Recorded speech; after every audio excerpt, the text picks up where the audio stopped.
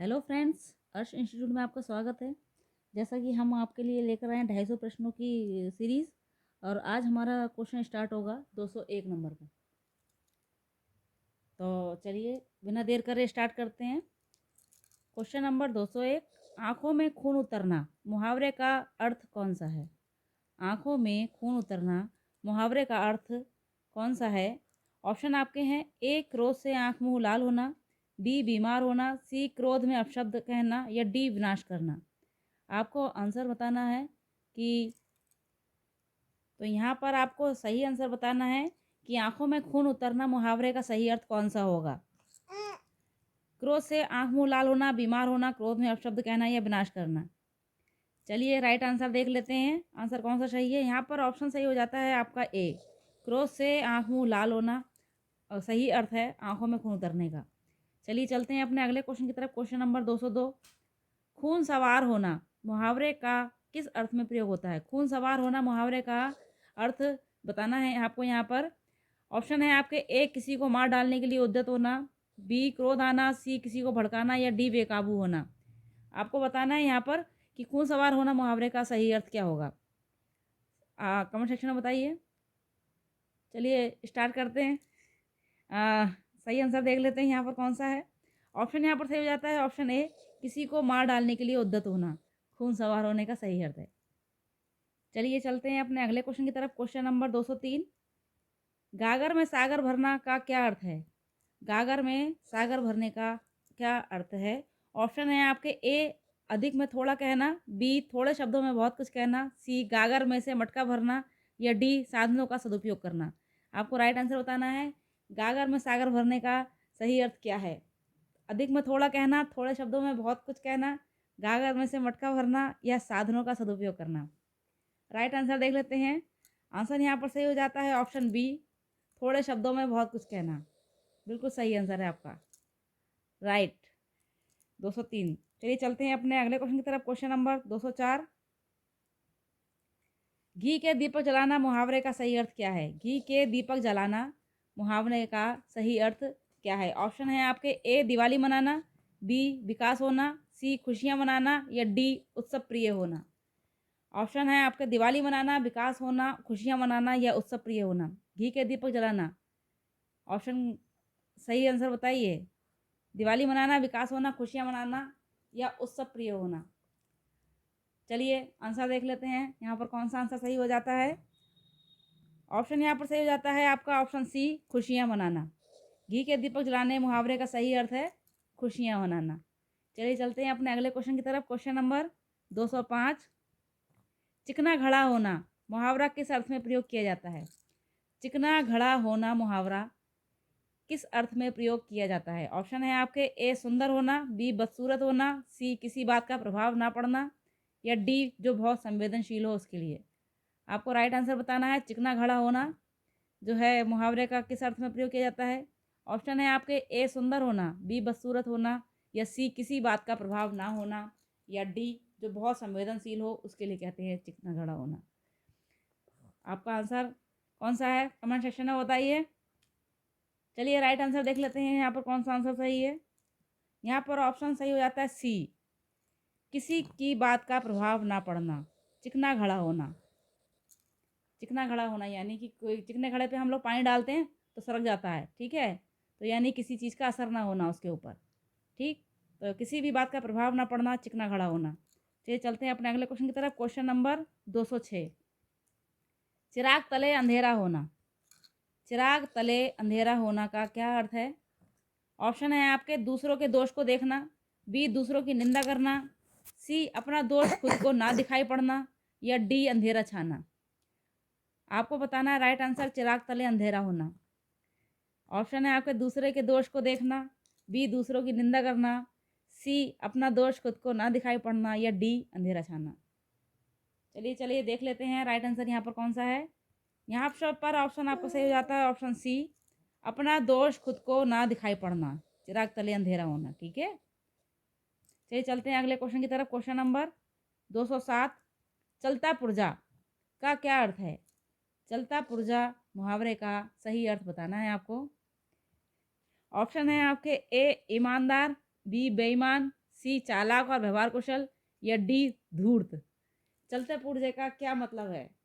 ईमानदार, बेईमान, चालाक और व्यवहार कुशल, या डी धूर्त। चलिए ऑप्शन देख लेते हैं यहाँ पर कौन सा सही है। ऑप्शन यहाँ पर सही हो जाता है ऑप्शन सी, चालाक और व्यवहार कुशल।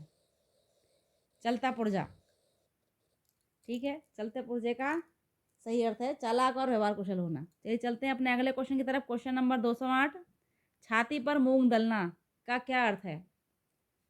छाती पर मूंग दलना मुहावरे का क्या अर्थ है? ऑप्शन आपके हैं, ए समीप रहकर कष्ट देना, बी परेशान करना, सी झगड़ा करना, या डी मारना। छाती पर मूंग दलना का सही आंसर आपको बताना है। ऑप्शन है समीप रहकर कष्ट देना, बी परेशान करना, सी झगड़ा करना, या डी मारना। चलिए राइट आंसर देख लेते हैं इसका क्या होता है।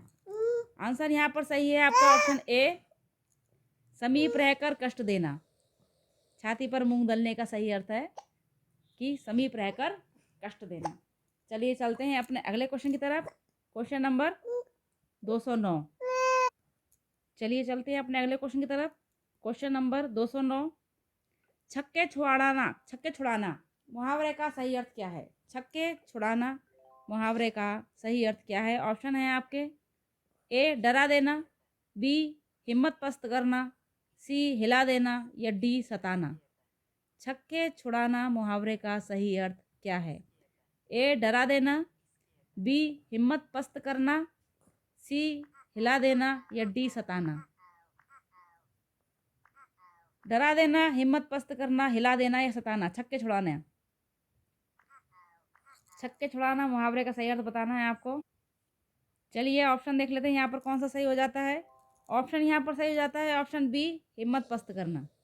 छक्के छुड़ाना मुहावरे का सही अर्थ है हिम्मत पस्त करना। चलिए चलते हैं अपने अगले क्वेश्चन की तरफ। क्वेश्चन नंबर 210, जान पर खेलना का क्या तात्पर्य है? जान पर खेलना मुहावरे का तात्पर्य यानी अर्थ बताना है आपको। ऑप्शन है आपके, ए प्राणों को संकट में डालना, बी निडर होना, सी बलवान होना, या डी किसी की ना मानना। ऑप्शन है आपके, प्राणों को संकट में डालना, बी निडर होना, सी बलवान होना, या डी किसी की ना मानना। जान पर खेलना मुहावरे का अर्थ बताना है आपको। चलिए राइट आंसर देख लेते हैं। ऑप्शन यहाँ पर सही हो जाता है आपका ऑप्शन ए, प्राणों को संकट पे डालना। जान पर खेलना यानी कि प्राणों को संकट में डालना। ठीक है, यहाँ पर आपके 210 क्वेश्चन आपके कंप्लीट हुए। चलिए चलते हैं अपने अगले क्वेश्चन की तरफ। Question number 211। चलिए चलते देखते हैं 211 नंबर का क्वेश्चन। यहाँ पर आपको सही बर्तनी वाला शब्द चुनना है। 211, निम्नलिखित में से सही बर्तनी वाला शब्द चुनिए। ऑप्शन है आपके, ए अवज्रन, बी आवजन, सी आव्रजन, या डी आववर्जन। आपको राइट आंसर बताना है कि कौन सा शब्द सही लिखा हुआ है। आव्रजन, आवजन, या आव्रजन, या आववर्जन। देखिए और देख के बताइए कौन सा सही आंसर है। राइट आंसर देख लेते हैं। चलिए यहाँ पर कौन सा सही है। ऑप्शन यहाँ पर सही हो जाता है ऑप्शन सी, आव्रजन। आव्रजन सही शब्द है। चलिए चलते हैं अपने अगले क्वेश्चन की तरफ। क्वेश्चन नंबर 212, सही बर्तनी वाला रूप बताइए। यहाँ पर आपको बताना है कि सही बर्तनी किसकी है। अनिभिज्ञ, ए अनिभिज्ञ, या बी अनाभिज्ञ, सी अनभिज्ञ, या डी अनभिज्ञ। आपको बताना है सही शब्द कौन सा है। अनिभिज्ञ है, अनाभिज्ञ है, अनभिज्ञ है, या अनभिज्ञ है। आपको राइट आंसर बताना है। चलिए चलते हैं राइट आंसर देख लेते हैं कौन सा ऑप्शन सही है। ऑप्शन यहाँ पर सही आता है ऑप्शन सी, अनभिज्ञ। अनभिज्ञ ऑप्शन सही है। चलिए चलते हैं अपने अगले क्वेश्चन की तरफ। क्वेश्चन नंबर 213, सही बर्तनी वाला शब्द चुनिए। राइट आंसर बताना है आपको। समाद्रत, ऑप्शन है आपके समाद्रत, बी संपाद्रत, सी सम्रादत्त, या डी सन्मादत्त। आपको राइट आंसर बताना है। समाद्रत, संपाद्रत, सम्रादत्त, या समादत्त। धृत। राइट आंसर कौन सा है? इसके लिए आपको सही वर्तनीयाँ पढ़नी पड़ेंगी। चलिए चलते हैं राइट आंसर की तरफ। ऑप्शन यहाँ पर सही हो जाता है ऑप्शन ए समाधृत। चलिए चलते हैं अपने अगले क्वेश्चन की तरफ। क्वेश्चन नंबर 214, इनमें से सही शब्द कौन सा है? ऑप्शन देखिए आप, संप्रक्त, बी संप्रक्त, सी संप्रत या डी संप्रक्त। लिखने का फेर है इसमें, देखे बिना नहीं बता पाएंगे। ठीक है, और आपको बताना है इसमें सही शब्द कौन सा लिखा हुआ है। चलिए राइट आंसर देख लेते हैं। ऑप्शन यहाँ पर सही हो जाता है ऑप्शन बी संप्रक्त। चलिए चलते हैं अपने अगले क्वेश्चन की तरफ। क्वेश्चन नंबर 215, शुद्ध वर्तनी के लिए सही विकल्प छाटिए। अब यहाँ पर आपको शुद्ध वर्तनी बतानी है, कौन सा शब्द सही लिखा हुआ है। ए अशोभनीय, इसमें नाम है छोटी की मात्रा लगी हुई है। बी अशोभनीय, इसमें बड़ी की मात्रा नाम में लगी हुई है।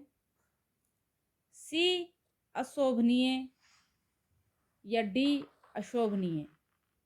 ठीक है, आपको राइट आंसर बताना है यहाँ पर कौन सा होगा। चलिए राइट आंसर देख लेते हैं। ऑप्शन यहाँ पर सही जाता है ऑप्शन बी अशोभनीय। चलिए चलते हैं अपने अगले क्वेश्चन की तरफ। क्वेश्चन नंबर 216, इन शब्दों में से सही वर्तनी वाले शब्द को चुनिए। ऑप्शन है आपके संभ्रांत, बी संभ्रांत, सी संभ्रांत या डी संभ्रंत। राइट आंसर बताना है आपको। देखिए चेक करिए इसमें कौन सा आंसर सही है। चलिए राइट आंसर देख लेते हैं कौन सा सही है। ऑप्शन यहाँ पे सही हो जाता है ऑप्शन बी संभ्रांत। चलिए चलते हैं अपने अगले क्वेश्चन की तरफ। क्वेश्चन नंबर 217, इन शब्दों में से सही वर्तनी वाला शब्द बताइए। देखिए, इन शब्दों में से सही वर्तनी वाला शब्द बताइए। ऑप्शन है आपके ए अनादृत, बी अंधृत, सी अनादरित या डी अनादृत। आपको राइट आंसर बताना है कौन सा सही है। फटाफट से बताइए कौन सा आंसर सही हो सकता है। चलिए राइट आंसर देख लेते हैं कौन सा आंसर सही है। ऑप्शन यहाँ पर सही हो जाता है ऑप्शन ए अनादृत। चलिए चलते हैं अपने अगले क्वेश्चन की तरफ। क्वेश्चन नंबर 218, सही वर्तनी वाला शब्द छाटिए। सही वर्तनी वाला शब्द छाटिए। ऑप्शन है आपके ए पल्लवन, बी पल्लवन, सी प्लवन या डी प्लमन। आपको राइट आंसर बताना है कौन सा आंसर सही है यहाँ पर। पल्लवन, पल्लवन, प्लवन, पलवन। चलिए राइट आंसर देख लेते हैं यहाँ पर कौन सा आंसर सही है। ऑप्शन यहाँ पर सही हो जाता है ऑप्शन ए पल्लवन। चलिए चलते हैं अपने अगले क्वेश्चन की तरफ। क्वेश्चन नंबर 219, सही वर्तनी वाला विकल्प चुनिए। सही वर्तनी वाला विकल्प चुनिए। ऑप्शन है आपके ए अप्लावित, बी अप्लवित, सी आप्लावित या डी औप्लवित। आपको राइट आंसर बताना है कौन सा आंसर यहाँ पर सही है। चलिए चलते हैं अपने अगले क्वेश्चन की राइट आंसर की तरफ। देखते हैं कौन सा सही है। ऑप्शन यहाँ पर सही हो जाता है ऑप्शन सी अप्लावित। ठीक है, चलिए चलते हैं अपने अगले क्वेश्चन की तरफ। क्वेश्चन नंबर 220, निम्नलिखित में से सही वर्तनी वाला शब्द छाटिए। ऑप्शन है आपके ए विलक्षण, बी विक्षण, सी विलक्षण या डी विलोक्षण। आपको सही आंसर बताना है यहाँ पर कौन सा सही है। विलक्षण, विक्षण, विलक्षण या बी विलोक्षण। चलिए राइट आंसर देख लेते हैं यहाँ पर कौन सा सही है। राइट आंसर यहाँ पर आ जाता है आपका ऑप्शन ए विलक्षण। ठीक है, यहाँ पर आपके 220 क्वेश्चन पूरे हुए। अब देखते हैं अपना 221 नंबर का क्वेश्चन। 220 क्वेश्चन कंप्लीट हो चुके हैं। चलिए चलते हैं 221वें क्वेश्चन की ओर। क्वेश्चन है आपका, किस मध्यकालीन संत ने बीजक की रचना की थी? किस मध्यकालीन संत ने बीजक की रचना की थी? ऑप्शन है आपके ए कबीर, बी सूर, सी तुलसी या डी जायसी। राइट आंसर बताना है आपको, कौन सा सही है। बीजक की रचना किसने की है? कबीरदास ने, सूरदास ने, तुलसीदास ने या जायसी ने? चलो चलिए देख लेते हैं राइट आंसर कौन सा सही है। आंसर आपका सही हो जाता है ए कबीरदास। कबीरदास ने बीजक की रचना की है। साखी, सवद, रमैनी और बीजक, ये 4 रचनाएं कबीरदास की प्रसिद्ध हैं। चलिए चलते हैं अपने अगले क्वेश्चन की तरफ। क्वेश्चन नंबर 222, विनय पत्रिका किसकी प्रसिद्ध कृति है? विनय पत्रिका किसकी प्रसिद्ध प्रसिद्ध कृति है? विनय पत्रिका किसकी प्रसिद्ध कृति है? ऑप्शन है आपके ए सूरदास की, बी तुलसीदास की, सी जायसी की या डी मंझन की। आपको बताना है विनय पत्रिका किसकी प्रसिद्ध कृति है। सूरदास की, तुलसीदास की, जायसी की या मंझन की। चलिए राइट आंसर देख लेते हैं कौन सा है। राइट आंसर आपका यहाँ हो जाता है बी तुलसीदास। विनय पत्रिका तुलसीदास की प्रसिद्ध रचना है। चलिए चलते हैं अपने अगले क्वेश्चन की तरफ। क्वेश्चन नंबर 223, पद्मावत के रचनाकार हैं। बहुत ही फेमस कृति है ये तो, पद्मावत। पद्मावत के रचनाकार आपको बताना है पद्मावत की रचना किसने करी है। ऑप्शन है आपके ए कुतुबन ने या डी मंझन ने या सी जायसी ने या डी कबीरदास ने। आपको राइट आंसर बताना है कि पद्मावत के रचनाकार कौन है। कुतुबन है, मंझन है, जायसी हैं या कबीर हैं। आपको राइट आंसर बताना है। बहुत ही प्रसिद्ध कृति है ये और अक्सर पेपरों में आती है। चलिए राइट आंसर देख लेते हैं आपका कौन सा सही है। यहाँ पर ऑप्शन यहाँ पे सही हो जाता है ऑप्शन सी जायसी। जायसी की बहुत ही प्रसिद्ध कृति है पद्मावत। चलिए चलते हैं अपने अगले क्वेश्चन की तरफ। क्वेश्चन नंबर 224, गोदान के लेखक हैं। गोदान के लेखक, गोदान एक कहानी है, उसके लेखक कौन है? ए यशपाल, बी भगवती चरण वर्मा, सी प्रेमचंद्र या डी वृंदावन लाल वर्मा। आपको लेखक बताना है गोदान के कौन से हैं। यशपाल हैं, भगवती चरण वर्मा हैं या प्रेमचंद हैं या वृंदावन लाल वर्मा हैं। आपको राइट आंसर बताना है कि कौन सा सही है। ठीक है, और चलिए राइट आंसर देख लेते हैं। ऑप्शन यहाँ पर आपका सही हो जाता है ऑप्शन सी प्रेमचंद्र। प्रेमचंद्र ने गोदान की रचना की है। और आपकी जानकारी के लिए हम बता दें कि मुंशी प्रेमचंद्र जी द्वारा बहुत सी कहानियाँ हमने अपनी चैनल पर पोस्ट की हुई हैं। और यदि आपकी जानकारी में नहीं है तो आप चैनल को सब्सक्राइब करें और उसमें जाकर देखें। और बहुत अच्छी अच्छी कहानियाँ उसमें हमने डाली हुई हैं मुंशी प्रेमचंद्र द्वारा रचित। और उसमें गोदान भी एक कहानी उसमें दी हुई है। और आप जाकर सुनिए, देखिए, बहुत ही अच्छी रचना है और प्रसिद्ध, बहुत ही ज़्यादा अच्छे लेखक हैं मुंशी प्रेमचंद्र। चलिए देखते हैं अपने अगला question. Question number 225, Bharat Bharati किसकी रचना है? भारत भारती किसकी रचना है? ऑप्शन है आपके ए मैथिली शरण गुप्त की, बी वृंदावन लाल वर्मा की, सी रामकुमार वर्मा की या डी जयशंकर प्रसाद की। भारत भारती किसकी रचना है? मैथिली शरण गुप्त की, वृंदावन लाल वर्मा की, रामकुमार वर्मा की या जयशंकर प्रसाद की। आपको राइट आंसर देना है। चलिए देखते हैं राइट आंसर इसका क्या है। ऑप्शन यहाँ पर आपका सही हो जाता है ऑप्शन ए मैथिली शरण गुप्त। भारत भारती मैथिली शरण गुप्त की रचना है। ये भी बहुत ही अच्छी रचना है मैथिली शरण गुप्त की, फेमस है। चलिए चलते हैं अपने अगले क्वेश्चन की तरफ। Question number 226, question number 226, Chandrakanta किस लेखक की कृति है? चंद्रकांता किस लेखक की कृति है? ए बालकृष्ण भट्ट की, बी प्रताप नारायण मिश्र की, सी देवकीनंदन की या डी श्रद्धा राम फिल्लौरी की? देखिए, चंद्रकांता तो एक बहुत ही फेमस नाटक रहा है। चंद्रकांता की कहानी ये मानो है पुरानी, इस टाइप से बहुत पहले गाना गाना चलता था, वो कहानी चलती थी और बहुत ही फेमस नाटक रहा है ये। आपको बताना है कि ये चंद्रकांता जो की कहानी है, ये किसने लिखी है? ऑप्शन है आपके बालकृष्ण भट्ट, प्रताप नारायण मिश्र, देवकीनंदन खत्री या श्रद्धा राम फिल्लौरी। चलिए चलते हैं, राइट आंसर देख लेते हैं। ऑप्शन यहाँ पर सही हो जाता है आपका ऑप्शन सी, देवकीनंदन खत्री। देवकीनंदन खत्री का ये नाटक है चंद्रकांता, जो कि बहुत ही फेमस नाटक है और बहुत ही ज़्यादा अच्छा इसकी जो है कहानी है। चलिए चलिए देख लेते हैं अपना अगला क्वेश्चन। Question number 227। गीतांजलि के रचनाकार कौन हैं?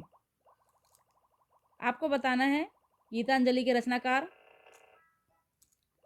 ऑप्शन है आपके यहाँ पर ए रविंद्रनाथ टैगोर, बी रामचंद्र शुक्ल, सी शरत चंद्र या डी पृथ्वीसेन मित्र। आपको ऑप्शन दिए हुए हैं यहाँ पर रविन्द्रनाथ टैगोर, रामचंद्र शुक्ल, शरत चंद्र या पृथ्वीसेन मित्र। गीतांजलि के रचनाकार बताना है आपको, ठीक है? रविन्द्रनाथ टैगोर, रामचंद्र शुक्ल, शरत चंद्र या पृथ्वीसेन मित्र। चलिए राइट आंसर आपका देख लेते हैं कौन सा सही है। ऑप्शन यहाँ पर सही हो जाता है ऑप्शन ए रविन्द्रनाथ टैगोर। गीतांजलि के रचनाकार हैं रविन्द्रनाथ टैगोर। चलिए चलते हैं अपने अगले क्वेश्चन की तरफ। Question number 228। भारत दुर्दशा किसकी कृति है? भारत दुर्दशा किसकी कृति है? ए सियाराम शरण गुप्त, बी सुमित्रा नंदन पंत, सी भारतेंदु हरिश्चंद्र या डी सेनापति। आपको राइट आंसर देना है। भारत दुर्दशा जो एक रचना है वह किसके द्वारा लिखी हुई है? सियाराम शरण के द्वारा, सुमित्रा नंदन पंत के द्वारा, भारतेंदु हरिश्चंद्र के द्वारा या सेनापति के द्वारा। चलिए राइट आंसर देख लेते हैं। ऑप्शन यहाँ पर सही हो जाता है आपका ऑप्शन सी भारतेंदु हरिश्चंद्र। भारतेंदु हरिश्चंद्र की रचना है भारत दुर्दशा। चलिए चलते हैं अपने अगले क्वेश्चन की तरफ। Question number 229। चांद का मुंह टेढ़ा है, यह किस लेखक की रचना है? चांद का मुंह टेढ़ा है, यह किस लेखक की रचना है? आपको राइट आंसर बताना है। ऑप्शन है आपके यहाँ पर ए यशपाल, बी नागार्जुन, सी मुक्तिबोध या डी अमृत राय। यशपाल, नागार्जुन, मुक्तिबोध या अमृत राय। चांद का मुंह टेढ़ा है, ये किसने लिखी है? चलिए देख लेते हैं इसका राइट आंसर क्या है। ऑप्शन यहाँ पर सही हो जाता है आपका ऑप्शन सी मुक्तिबोध। चांद का मुंह टेढ़ा है, ये मुक्तिबोध लेखक की रचना है। चलिए चलते हैं अपने अगले क्वेश्चन की तरफ। Question number 230। महिला आंचल। महिला आंचल के लेखक कौन हैं? ऑप्शन है आपके ए राजेंद्र प्रसाद बेदी, बी गुरदयाल सिंह, सी फणीश्वर नाथ रेणु या डी भैरव प्रसाद गुप्त। महिला आंचल के लेखक बताना है आपको। ए राजेंद्र प्रसाद बेदी, बी गुरदयाल सिंह, सी फणीश्वर नाथ रेणु या डी भैरव प्रसाद गुप्त। चलिए राइट आंसर देख लेते हैं। ऑप्शन यहाँ पर सही हो जाता है आपका ऑप्शन सी फणीश्वर नाथ रेणु। महिला आंचल के लेखक फणीश्वर नाथ रेणु जी हैं। यहाँ पर आपके 230 क्वेश्चन कंप्लीट होते हैं और आज हमने 30 क्वेश्चनों की सीरीज आपको दी है, उपलब्ध कराई है। कमेंट सेक्शन में बताइए आपको कैसी लगी और अगर आप हमारे चैनल पर पहली बार आए हैं तो चैनल को सब्सक्राइब करना ना भूलें, लाइक करना ना भूलें, शेयर कीजिए। हमारे साथ अंत तक बने रहने के लिए बहुत बहुत धन्यवाद। Thank you so much.